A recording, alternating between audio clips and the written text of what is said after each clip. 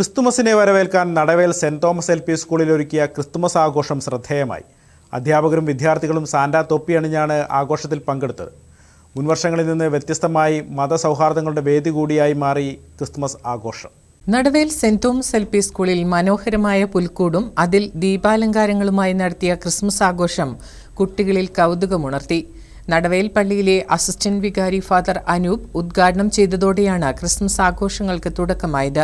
ആ രക്ഷകൻ പിറന്നത് എളിയവനായിട്ട്, പാവപ്പെട്ടവനായിട്ട് കാലിത്തൊഴുത്തിലാണ്.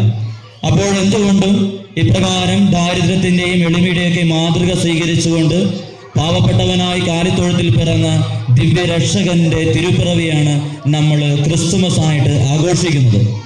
അപ്പോൾ ആദ്യമേ തന്നെ ഇവിടെ കൂടിയിരിക്കുന്ന നിങ്ങൾക്ക് ഓരോരുത്തർക്കും ആഗതമാകുന്ന ക്രിസ്തുമസിന്റെ മംഗളങ്ങൾ ഒത്തിരി സ്നേഹത്തോടുകൂടെ നേരുകയാണ്.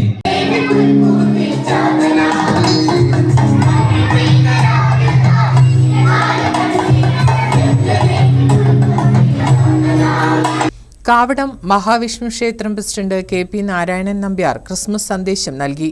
തുടർന്ന് വിദ്യാർത്ഥികളും അധ്യാപകരും ചേർന്ന് കരോൾ ഗാനം അവതരിപ്പിച്ചു. പ്രധാനാധ്യാപകൻ KG Joseph, PTA president Biju Chingalel, sister Roslin തുടങ്ങി നിരവധി പേർ പങ്കെടുത്തു. News bureau, നടവേൽ.